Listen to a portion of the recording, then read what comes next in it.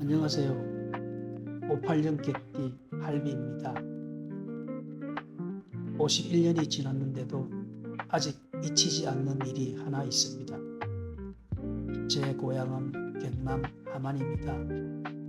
제가 태어나 어린 시절과 성장기를 보면 제 인생의 출발점이기도 하지요.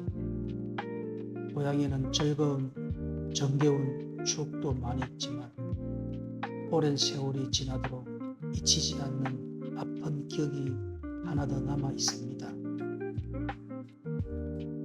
제가 17세였던 어느 날이었는데 함안경찰서 뒤쪽 뚝방길을 걷고 있을 때 중학교 선배 3명과 마주쳤습니다.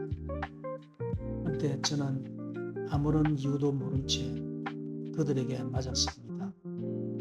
무엇을 잘못했는지 왜 맞아야 하는지도 알 수 없었고 3명의 선배 앞에서 어린 제가 할 수 있는 일은 아무것도 없었습니다. 대항할 수도 없었고 그저 당할 수밖에 없었습니다. 몸이 아픈 것도 힘들지만 이유 없이 무시당하고 괴롭힘을 당했다는 사실이 더 큰 상처로 남아 있습니다. 그날의 억울함과 분노는 51년이라는 세월이 흐른 지금도 제 마음 한구석에 아직 상처로 남아 있습니다. 당시에는 너무 화가 나서 마산에 있던 친구들을 불러 복수하고 싶다는 생각까지 했습니다. 어린 마음에 똑같이 갚아주는 것이 억울함을 푸는 방법이라고 생각했던 것 같습니다. 다행히 행동으로 옮기지는 않았지만 그날 폭력사건 이후의 제 성격과 삶에도 적지 않은 영향을 주었습니다. 그래서 전 복싱을 배우고 방어적인 운동도 하였습니다. 지금도 강한 사람이 약한 사람을 괴롭히거나 끼리끼리 모여서 편을 나누며 약자를 업신여기는 모습을 보면 그냥 지나치지 못하고 꼭 잘못된 것을 꼬집고 바른 말을 합니다.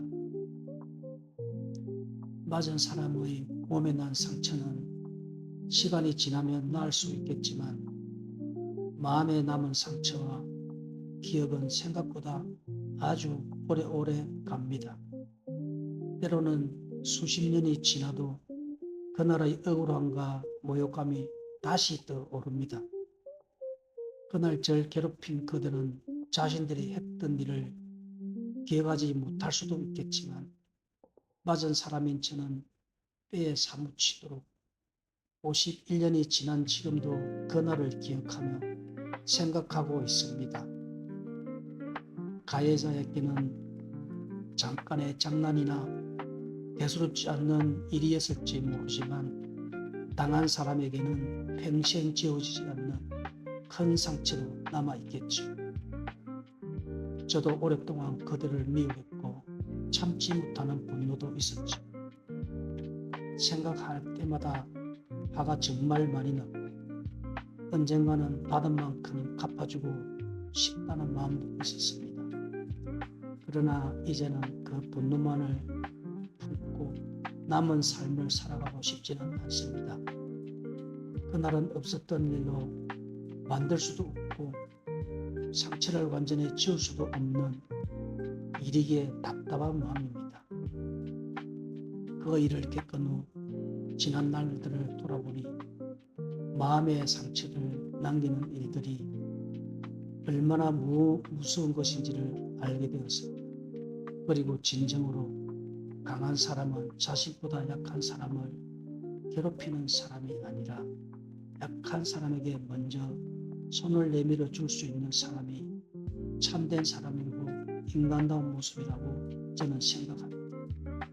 그리고 청소년기의 그 무렵 어느 날 제 인생길을 바꾸는 일이 생겼습니다. 옆집 살던 장숙이 형이 치는 드럼 소리가 들려오기 시작했습니다. 그 소리에 마음을 빼앗긴 저는 훗날 무작정 부산으로 향하게 됩니다.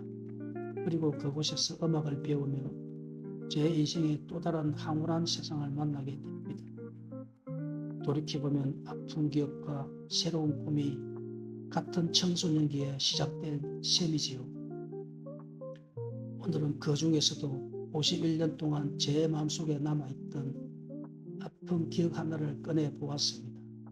다음 일기에서는 옆집에서 들려오는 드럼 소리가 어떻게 저를 부산까지 가게 했는지, 그리고 음악이 제 인생에 어떻게 들어오게 되었는지 그 이야기를 들려드리겠습니다. 지나온 시간을 기록하며 오늘도 제 삶을 돌아봅니다. 이것으로 할비 두 번째 일기 이야기를 마치겠습니다. 감사합니다.